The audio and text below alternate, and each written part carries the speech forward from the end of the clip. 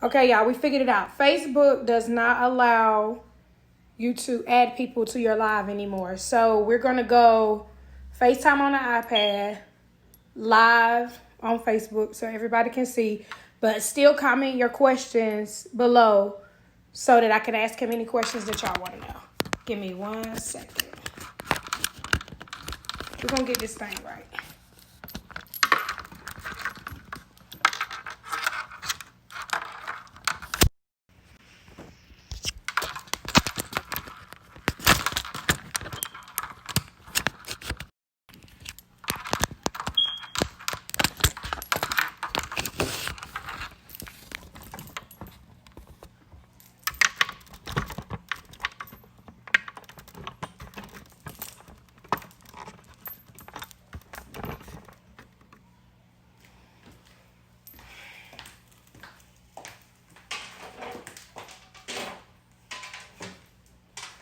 Okay.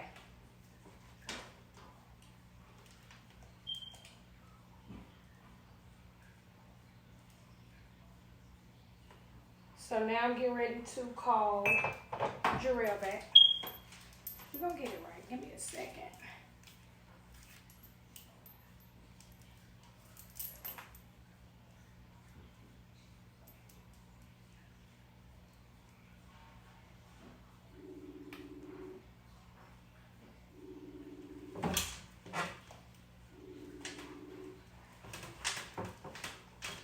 All right, here we go.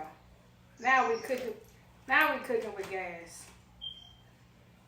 You hear me? Yes. All right. Okay. I'm pretty sure they can see. Let me see. Yeah, they can see. Okay, so today we really just want to talk about, like I said, stocks, bonds, investments, things that we really don't know anything about, credit. Normally what I'll do is I will start the episode with a quote that I dug and found up. I have 2 good ones today. I start the episode with a quote and I end the episode with a quote. And then I'll let you introduce yourself. And then we'll get right to it. I really don't have any questions because I don't really know anything either. So I'm here to learn too. So I'm here to listen. And then once you give us your knowledge, then whatever questions are in the comments, I will ask those. Because I don't know if you can see them or not. Nah, I can't see them. Okay, I don't even think I can see them. But our beginning quote is, don't underestimate the power of $1, for somewhere in its generation is million, billion, and trillion. What you think about that? I think that's powerful. Like, today I was actually looking into something just around, one of the, I guess, misconceptions about investing. People feel like they have to have a lot of money, which isn't the case. Like, literally, I look back, and if you would have put $500 into Amazon when it first came out, taking into consideration like their stock splits and everything, and I'll talk a little bit about that, but like today we would have about $615,000 off of that 500. You know what I mean? So yes, it's just one of those things where Amazon is kind of a rare story, but you just don't know how far your dollar can go today if you're smart with it and invest it the right way. Right. So just tell us a little bit about who you are, like how you got into financial advising and, being a financial orchestrator. Because, from what I seen and then what I heard when I was looking for somebody, they was like, look, I'm telling you, he is the king of this. So they was like, contact Jarell because he is the king of this. He knows exactly what he's talking about. And I was like, well, that's good because we went to school together. That's good to be able to get in contact with somebody you went to school with that know this stuff. You around about my age. That's great. Yeah, I mean, as far as like the passion behind it, man, like you really just hit it on the head. You grew up in the K2, just being in Kinston High. Yes. And, the things they taught us there, when you actually get out in the real world, I'm not saying everything they taught us was was not valuable, but it's a lot out here that I felt like we should have been learning at an early age, as early as possible. And one of the important kind of financial concepts is it's time value of money, which to put it simply is just, the earlier you start investing, the more that money can potentially earn over time. Right. But so that's kind of the why as far as how I got into it. My first job out of school, out of NC State, so that's where I did my undergrad, was at Fidelity Investments. I didn't really know too much what I wanted to do at that point, but I was interested in getting licensed. So if you ever seen like Wolf of Wall Street or anything like that, I know you heard of like the Series 7 license and stuff like that. So I was interested in getting that, which I did. So I passed the Series 7, 63, 9 and 10 exams, which the 9 and 10 allows for me to manage people that have their Series 7 and 63. Oh, that's what's up. At that same time, I was also doing my MBA, so I finished my MBA at East Carolina University. Right now, working on my second master's at Carolina, so finishing that up. I actually only have one more class. Wow. But just all those things combined, though, it was a lot I learned, and it's really not difficult as far as the concepts, like how to grasp. I mean, it's literally things like I just told you about, taking a dollar today. If you invest it the right way, it could definitely be worth more, in the long run. Right. So, first, I want you to tell us about credit. Let's talk about credit first. Like, how much more important is credit than money? I mean, I see some people like me. I just got into the credit thing probably like a year ago because I'd rather go pay cash for something because I don't want to forget to pay it or I don't want an extra bill. But now that I'm 27 and the only thing on my credit is a student loan that I'm paying back and a car, they're like, oh, girl, you don't have enough. So... Yeah. No, that's a good point. And I would say, like, I see the debates where, it's always that, it's like a meme or something, and they'll be like, would you rather take, I don't know, $500,000 cash now or have like an $800 credit score? Man, that question is like, so I'm going to tell you my view, and my view might not be the correct way or whatever, but honestly, I would take the cash up front. Oh, yeah. And the reason for that is because, with that cash that I'm getting now, I mean, you can basically work on building your credit with that cash. But that's a whole other conversation. I mean, that concept makes sense, though. Why would you take an 800 credit score when you can get the cash and possibly fix a 500 credit score? Yeah, and build upon it. So, for one, if you take the cash, think about it. You got negative items probably on your credit score potentially that's keeping it down. Right. Why don't just use that cash to pay the stuff up? But anyway. The credit thing is important though, so I don't want to like downplay it. Like it's really important. And I'll give you an example. Luckily, my mom got me started early, man. I think the first credit card she might have opened for me, I was like 12, 13, 14. Wow. And what she would do, and it's something I still do today, like I'll take that credit card and every week I'm using it on gas, right? Mm-hmm. And maybe I'll give it like 1 or 2 days, and once that 2 days elapses, I'll just go ahead and pay off the full balance. And what that is doing is, for one, I'm avoiding interest because of how quick I'm paying it off, and then two, it's building up my credit history, so my payment history. Okay. And payment history is like it's like 35% of your credit score, so it's a big chunk of your credit score, and like I said, just as an example, right? So up here in Raleigh, so I currently live in Raleigh, and the rent I was paying up here was, in the lower thousands, right? Okay. So rent, and it's a lot of kind of arguments around rent versus owning, but that, when I was making those rent payments, it wasn't really building any equity. It wasn't going towards any ownership. Right. Now, I recently purchased a home, and, the apartment I had, it was a small apartment, 1-bedroom apartment. The house I have now, a lot more room, and I'm paying less than what I was paying in rent. Wow. You know what I'm saying? And the reason I was able to do that is because of my credit. Right. And now, when you look at it, let's say 30 years down the road, if I was still paying rent, all those rent payments that I was making, like I can't recoup that back. Now the payments that I'm making going towards my home later on down the road, I can actually recoup that back because that money is knocking off that principal balance. So if I flip the house or anything like that, I'm actually getting that back. Plus more, if you're in a good real estate market. Right.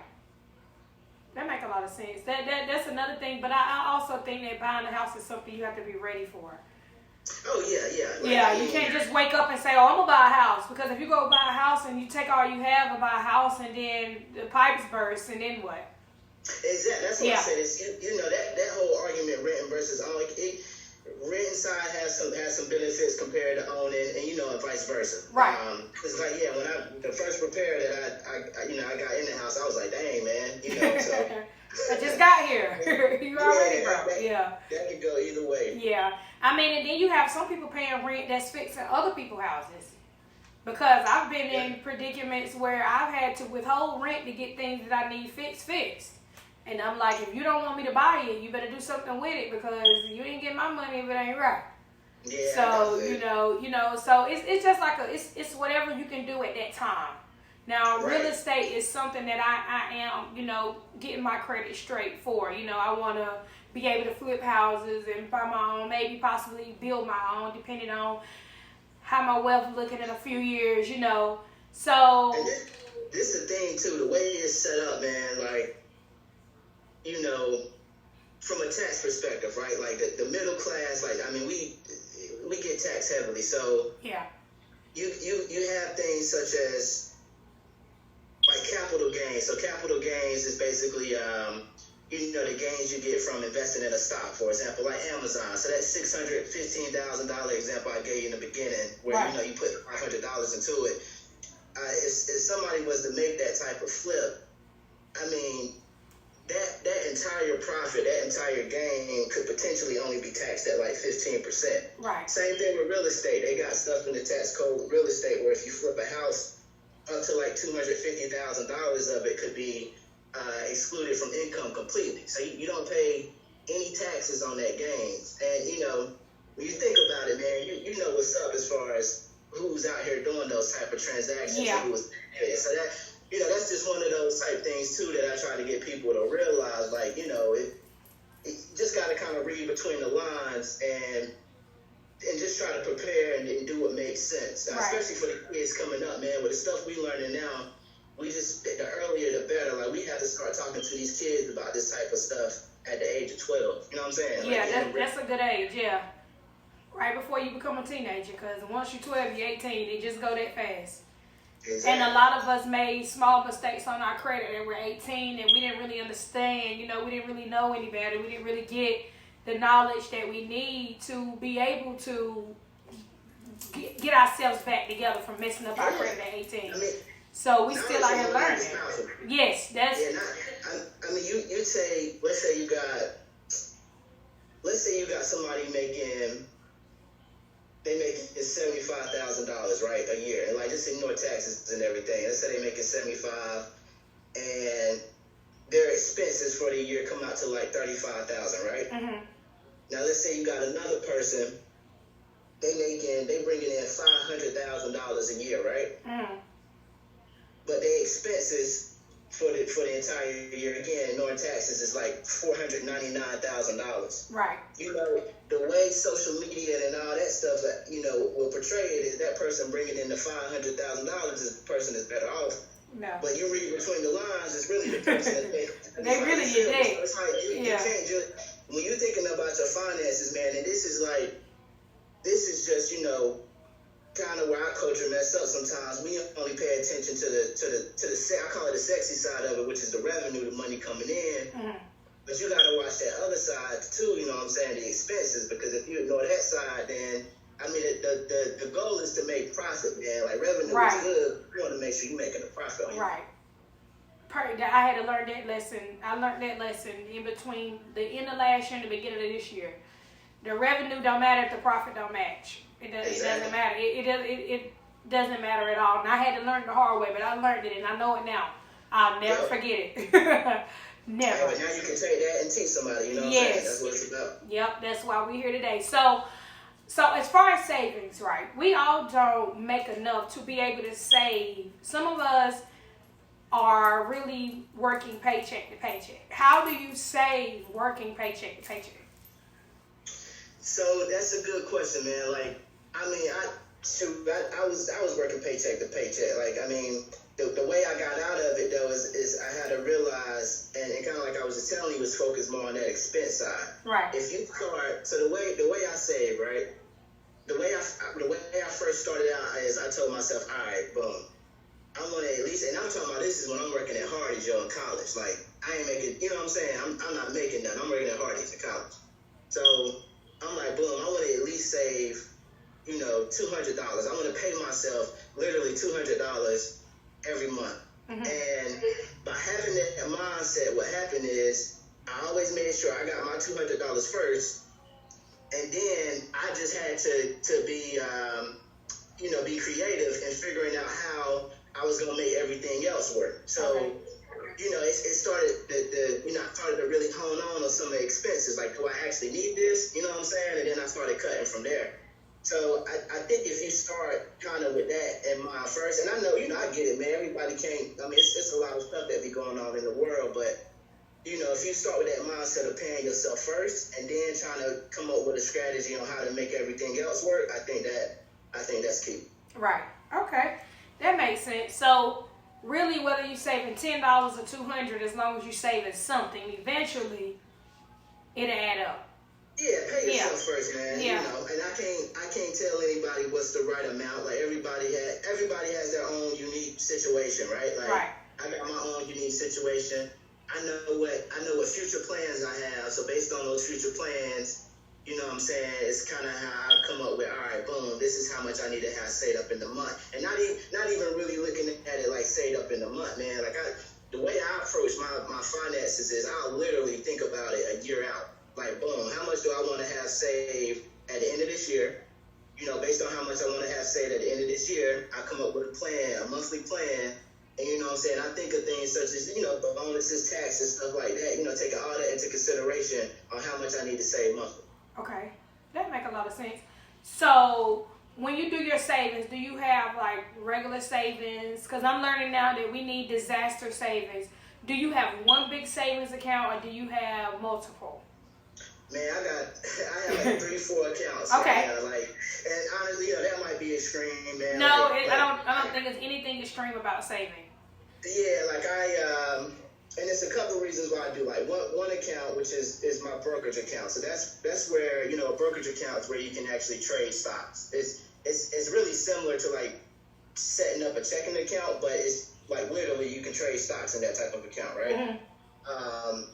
So the good thing about having that type of account is, for one, I can invest it, and then two, it kind of creates like a control for me to where it's not as easy for me to access that money and spend it. Like I can't be in the club, you know what I'm saying, and then decide like, oh, I want to buy some drinks from that account, because for one, I don't even have a card, you know what I'm saying, tied to that account.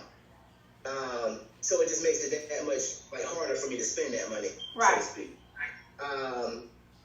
Then I have like another account, which is like, savings for my bills. So like right now, I have an account designated to where like literally bills is saved up for like a year out, where I'm just using that account, it's saved, and I'm just using that money for bills. And it's also kind of like an emergency fund too, if I needed to, right.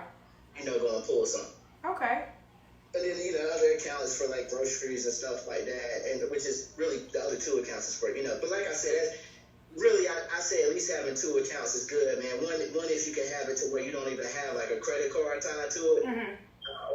That way, it's just harder to spend, and that can be your savings account. And then another one where you take care of daily business. Yeah, because if you don't have a card to it, by the time you go to the bank and you get it out, you be like, okay, I didn't even really need it no way.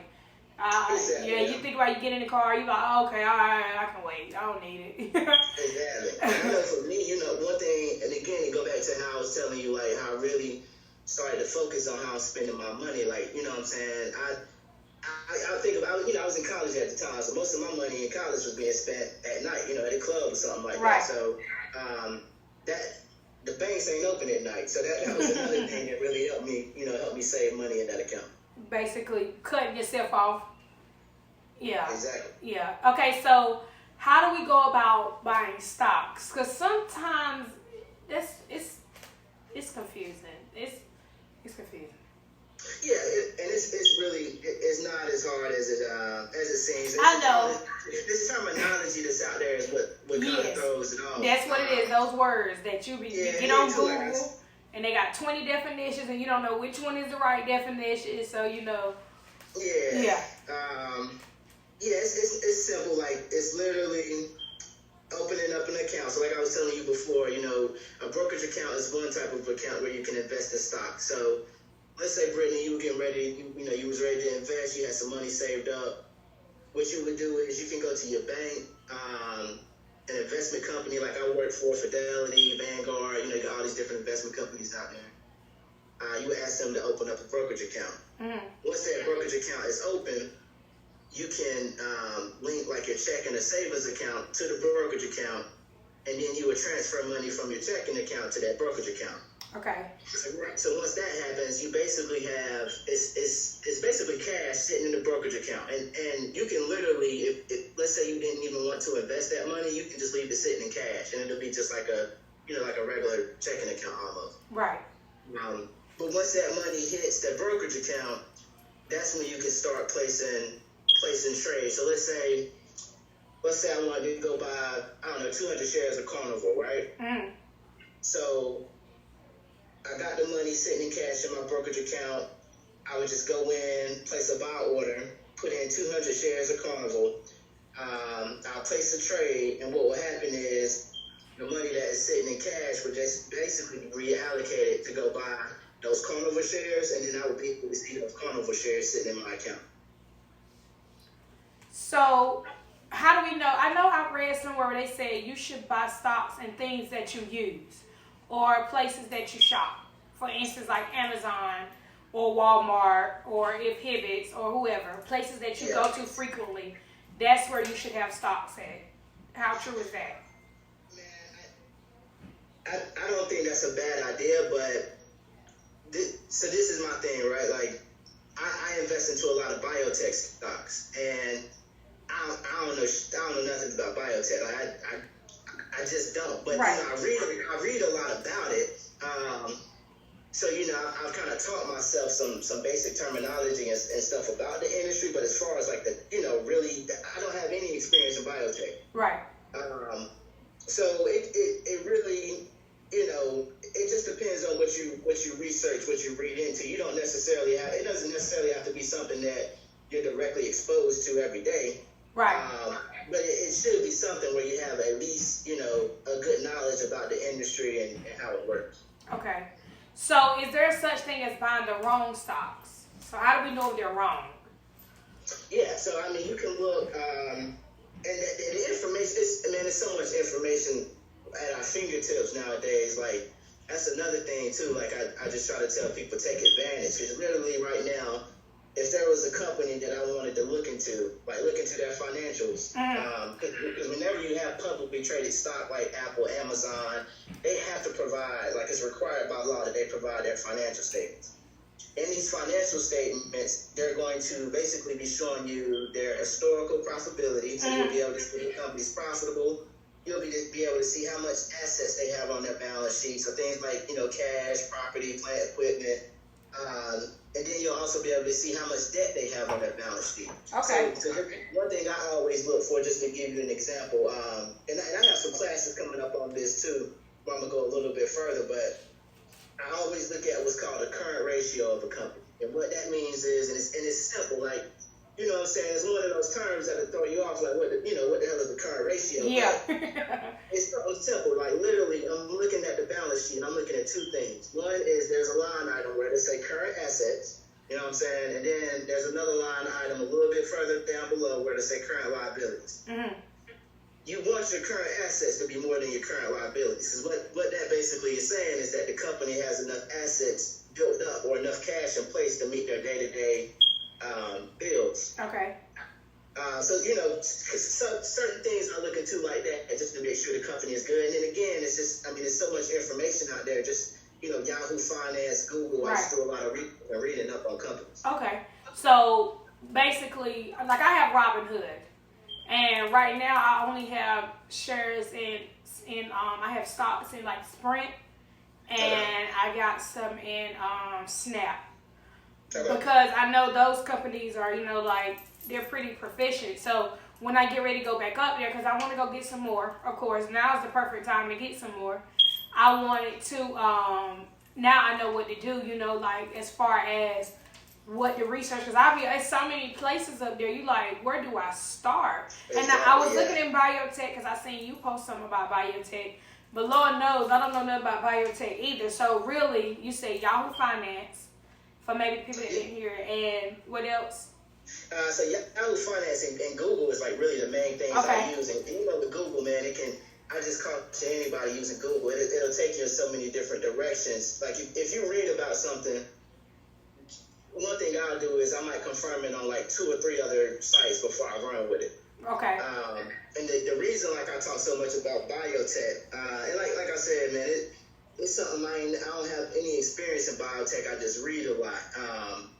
The thing I like about those type companies is, they'll start off at a price that I'm comfortable with, that I like to buy shares at, and then if they get FDA approval or something like that, where they can actually start selling like a certain drug, then some of those things can really take off. Yeah. And that just goes back to my point where, like, I tell people, man, you really don't have to have a lot of money. I put $200 into some of these biotech stocks, and I've seen a good return. Okay, so how about how long does it take to see a return, or is it just like a waiting game? It's a waiting game. You have to be patient, right? And that's the tricky thing about the stock market. I think like that's the hardest part of it is the timing, because there's some days you'll look at your account and you see it going down, you all in the red, so you ready to just let go and sell. But if it's something, if the information is out there to support, a possible turnaround, you feel like it's gonna go up, you just have to be patient. Okay. So we don't need to buy no stocks today to spend our money next month. Right now it's like, I was actually just talking to my uncle this morning, man. Like I got him, that's the thing too. Like I like the fact, like with a lot of my family members, they really ain't have that knowledge about investing and stuff like that. So It's good to be able to talk to them. And then my uncle hitting me up early this morning, like talk about stocks, and he ain't never, he don't talk like that. So but it made me feel good though, just to try to help to get people thinking like that, man, because it's beneficial when you have that knowledge. But you have stuff like Carnival right now, right? Some of the cruise ship stocks, and don't take anything I'm saying today as advice, but it's just me giving you examples, right? So a lot of these cruise ship stocks right now are getting hit. So Carnival, I'll give you that example. Like at the beginning of the year, they were trading at around like $58, $59 per share price. Okay. Currently today, I think it closed the other day at like maybe $14. Wow. And that's kind of a similar story to some of a lot of those stocks in the industry. And as you can imagine, like they're tanking right now because of this coronavirus. Everybody's freaking out. Right. But it's just one of those things, man. Like, do we really feel like the cruise industry is never going to recover? You know what I'm saying? It is. Like, the cruise industry, they gonna make money. As soon as this is over, they'll be booked 2-3 years in advance. Exactly. Because people are already tired of sitting in the house. They haven't even been a month yet. Exactly. And if anything, they might potentially raise those prices. They are going to. On some of that revenue they lost. But stuff like that is like things I like to kind of pick up on. Like I'll literally look at a stock's historical prices, right? Mm-hmm. If I see something like that, where just this year you were trading at $60 per share, and now you're trading at $12, $14, $14. All right, boom. Let me read into this to see what's going on. Let me go look at their financial statements to see if this drop is really something that makes sense. Okay. And the other day I looked into Carnival and some of these other cruise ship stocks, and I'm looking at their balance sheet, and I'm like, this is a good opportunity, man. Like this, and I'm not just saying with cruise stocks, but this time right now when the stock market is dropping like this, it's about to be some millionaires. It's time to capitalize. I know I've been buying some every week, but like I said, I've been buying from the same place. When I get my little extra money, I get some from just different places, that I seen it drop. I can't remember the other company that I was buying from. They dropped to like $10 or $15, and I had seen that they are a pretty good company. They just taking a big hit like the rest of us because of the coronavirus, and the coronavirus ain't gonna be around forever. Yeah, so man, when they get big, I want to get big too. Exactly. Like, it's just, you basically just buying into the market at a dip. And I know, like, a lot of people been freaking out, like, you look at your 401k and stuff like that, and I mean, I've been taking some big hits with that, but people like our age, right, like, we got so much time. Like, if you actually look back at how the market has performed over time, like, I mean, it rebounds, man. You got to think about it. Like, the money you have going in right now is basically buying into the stock market at a low. So two things going to happen when it start to rebound. The money that you're putting in right now is going to grow because you're buying in at a low. And then two, that money that you had potentially lost before, you basically recovering that back at the same time. So it's, they're trying to time the stock market and being scared with a little short-term stuff. Like, I understand it, but it makes more sense for somebody that getting ready to retire next year or something. Right, but not for us. We have time. Yeah, somebody like our age, man. Like, just ride it out. You can be, you still be smart. Maybe reduce how much exposure you have to the market, but completely selling out and freaking out, like, trying to time it ain't gonna work. Okay. So basically, just like everything else in life, you gotta slow your roll. We gotta learn how to do. We gotta slow down. So as far as, because this is something that I really just started tapping into, and I'm growing more into it, is the black dollar. Like, no offense to anybody watching, but black dollars hold a lot of weight if we play our cards right. So in your opinion, how important is the black dollar? Man, that's important. Like you said, like, I think out of all, and like, it's no offense, to anybody. Yeah, no offense. Be watching, but it's just true. Like, it's facts, Joe. Like, our segment, man, our culture is just predicated on spending, Like, nothing against hip hop. Like, I love hip hop music, man. I grew up on it. I still listen to it. Right. But some of the messages it's saying, it's from a financial perspective, man. I'm really just seeing how dangerous it is. Like, it only focuses on one side, and it positions us to be nothing but buyers, like consumers. Right. It don't teach us to be actual suppliers. So to your point, I mean, by having all that money, just start, being more focused towards our businesses, man. That's a big jump. Like, that's a big help. Yeah. Yeah. And even too, forming the partnerships too with other businesses, yes. like, Please, without the extra stuff, like, we can't do everything.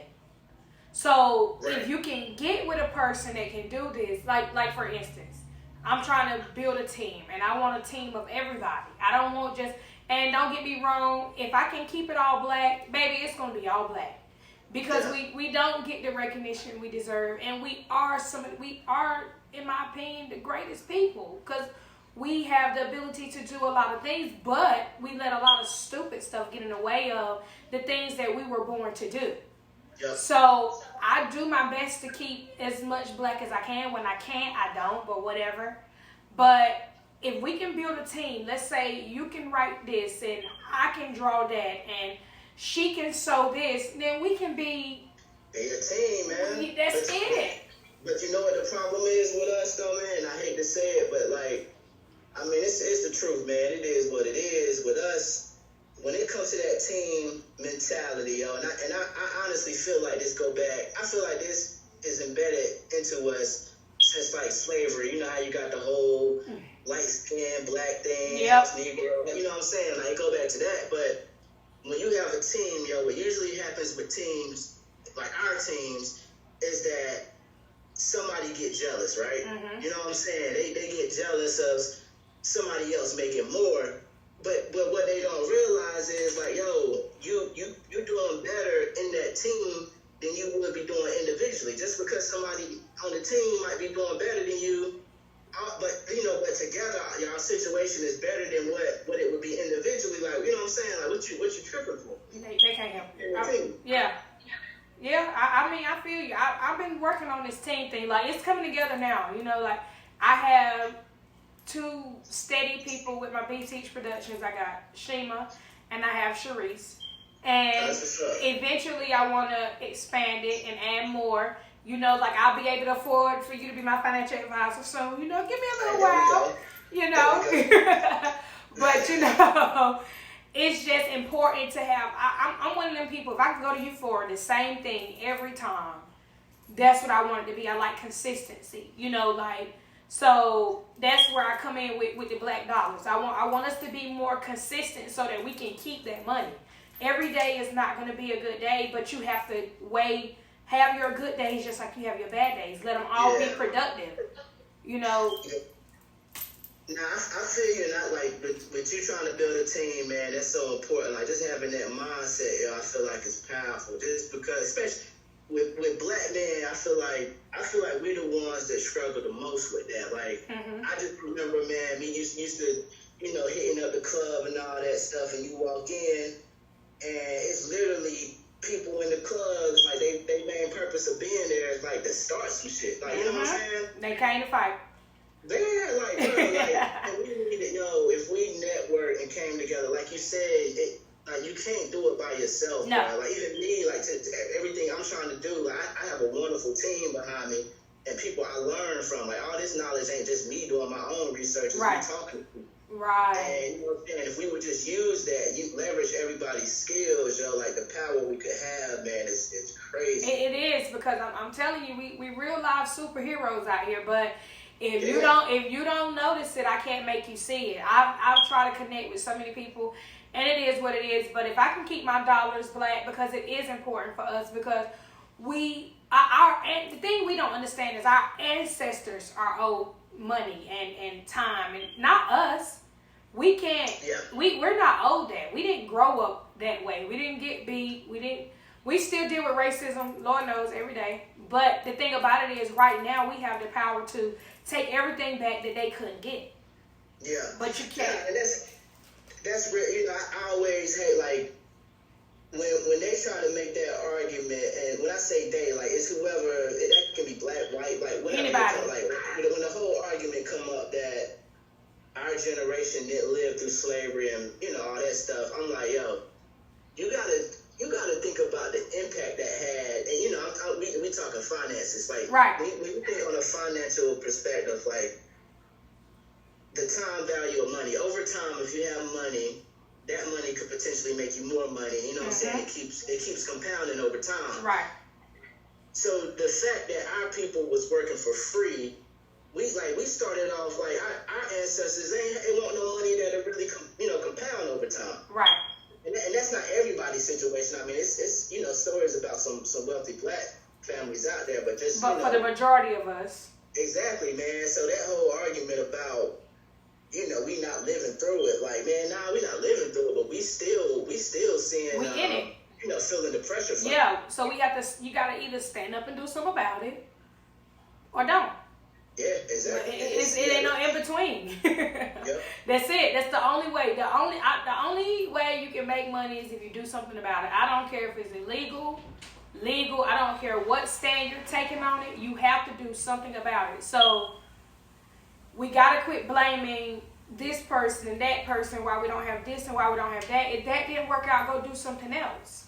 Yeah, that's it. That's all. You know, you fall, you get up. You can't quit. You know how many times I don't fail? Lord knows my knees busted.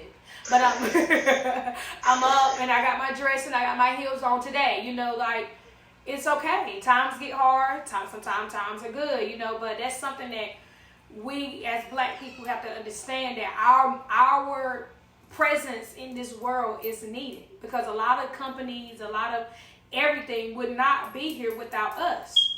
Yep. So if we don't understand that, nobody can't do it for us.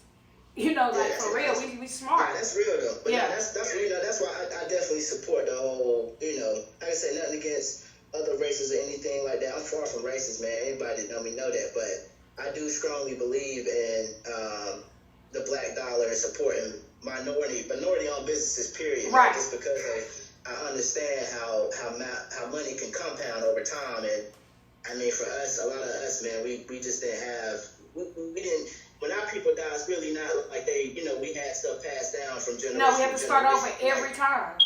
Yeah, so that is what it is, man. So tapping in onto that's the last thing we're gonna talk about and it's really the most important thing right now. Being that a lot of us are reproducing and making babies and we got little people out on this earth. I have 2 of my own. Generational wealth. That's the last thing I want to talk about. What is your take on or the way you're going about creating generational wealth for your kids and their kids? Yep. So no, that's a good question. Like you said, that's important, man. One way I'm trying to do that is for one with the real estate, like with the houses. My plan is to at least have like 3 properties paid for by the time I leave here. Okay. And one way I'm planning on doing that is by like the house I'm in right now. I'm kind of working on repairs here and there. I'm gonna end up renting this out. Okay. Try to get another house, rent that out. And just kind of keep the process going. But what I gotta do is eventually, down the in the long run, the houses will be paid off, and then my kids or whoever. I mean that's a house, man. That's land. You know what I'm saying? It's paid for. So that'll help them out big time with expenses. And then the thing with houses and land, like if you're in the right spot, that's just a value that's just gonna keep increasing over time. Yeah. And then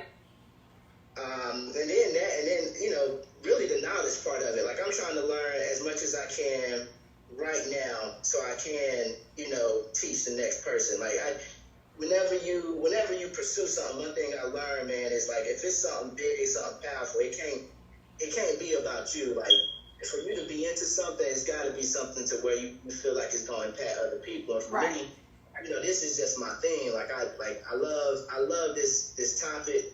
I seen like the power it can have in people's lives just by like having certain conversations.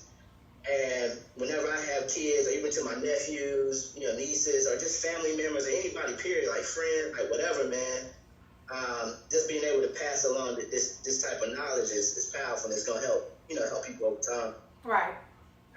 Yeah. So basically, just get something, whether it's real estate or business or whatever, and keep hope alive. Yeah. Even with the business part of it too, like that's another thing I'm working on. On the side, building up my business brand. So to your point, that's something else that could be passed along. Yeah. I have a friend. I don't know if you remember Kevin Lanier. Yes, I do. That's my homeboy. I always use bro as an example, man. And with Kevin, like I ain't gonna put bro business out there, but people already know. Like, I mean, his family owned a construction company, right? And I think it might have been maybe like a great uncle or something that created it for him. But fast forward to now, Kevin's still getting the benefits off of that, man. Right. You know what I'm saying? It's something like I remember when we was out there, playing basketball, like 9, 10 years old, Kevin out there working, bro, learning the business. So now, like he just got it under his nails, man. Like all that stuff, and with him, like the way he managed his money is crazy. Like that's what I was telling you about. Just having somebody on your team, like I think that knows more than you know. Right. I think the problem with something, and I told him this one day. I was like, bruh, I was like, what's crazy, yo? I was like, a lot of people like, people we grew up with, or just us in general, they wouldn't even want you in their circle because of like jealousy, or they just feel inferior. Mm-hmm. And I'm like, bruh, I love this. Like, bruh, I love being surrounded by people that I feel like is on another level, of people I can learn from, because that ain't gonna make me improve, yo. Right. So that's another reason why I'm building a team, because we all know more than each other in some sort of way. It doesn't matter what your topic is. You know more than I know in this, and I can call you for that, and I know more than you know in this, and you can call me for that, and we can always keep it together. Like that stuff is important. And teaching our kids our trades, even if it's not a trade that they grow up and necessarily like, if they have to take over, they can. They know at least the basics. Exactly. Yeah. One thing, like just to kind of piggyback off of that too. One thing, each to each his own, man. But one thing I think we have to do better on is telling these kids putting it in their heads like it's only one way to make it out here. Like, now I went the school route, got my master's, did all that stuff, got licensed. It's cool, but that ain't the only way. You know what I'm saying? Right. Like, school ain't the only way, yo. And I think with school, like, the high school era, like, some of these teachers just be putting it in these kids' heads, like, oh, if you're not doing good in school, like, it's over. And some of these kids believe that, man. Like, they think because they don't get into college, like, it's over. Like, we can't do that, man. Because it's a lot more out there. It ain't just school. No, and it's really not. A lot of us go to school and end up working for minimum wage and can't even afford to pay back our student loans. Exactly. When we really could have went and got a trade and paid $1,500 and been making bank and already further along than what we really are. School, to some people, it is a necessity. Depending on what you want to be and what you want to do. Only reason why I'm going back to finish school is because I started. If it wasn't for me starting, I'm going to tell you right now, I wouldn't be going back. I don't need it. I can get where I need to go networking and creating and keep going like I'm going. I can get wherever I need to go in that way. But everybody can, like you said, everybody can't. I'm not making my children go to school. I'm not. Yeah, exactly, man. Like, ain't nothing is wrong with it. But if you're gonna take the school route, just know what you're doing, and we need to go ahead and start literally looking at the financial picture. And like, you just hit it. Like, stupid. How much debt is you gonna have by the time you finish this? How much does jobs in this type of industry make? You know what I'm saying? Like, it don't make sense to take on $80,000 of student loan debt, and the average pay for the field you're going into is like $40,000. You know what I'm saying? Get that, and you gotta work 10 years to get that. You know what I'm saying? So really just looking at that long-term picture, man. Right, that makes sense.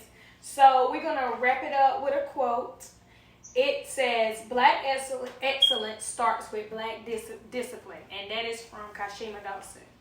So I'm gonna let you close us out with a little bit about that, and then we're gonna get out of here and let these people go on about their day. Hey, I missed the last part of that quote. What it says, I'm gonna start it over. It said, "Black excellence starts with black discipline," and it's by Kashima Dawson. Okay. I like that just because of just the word discipline, man. For me, it's like it means so much, and I feel like it's got me a long way. Like me, man, I'm not rich or anything like that. You know what I'm saying? I live comfortable. Put it that way. And the way I've been able to live comfortable is because of that. It's because of that discipline part. It's like we all human, man. We all have our devils, our demons. You know what I'm saying? Certain things that where we just mess up on, and for a lot of people, it's money. Like we just feel like we got this need to splurge, but by having that discipline in place, man, it's just powerful. It can take you a long way. It can, because we don't have to buy everything we see. That's our problem. And no, you don't need it now. You can get it later. Yeah, but thank you, and I will be in touch with you soon. You got to keep us posted on your classes, because I know I'll be there. I'm pretty sure me and probably a few people from my team will be there for sure. Okay, baby, yeah. I will do. And just like I be telling everybody, man, anytime anybody know me, like, you can hit me up anytime, message me or whatever. You got a question, if I know the answer, or if it's something I feel like I can research for you, I'm gonna do that. But yeah, it's whatever, man. All right, thank you. I appreciate it. Have a good day. All right, you too. Bye. All right, y'all, that's the end. Thank y'all for tuning in. Have a good day.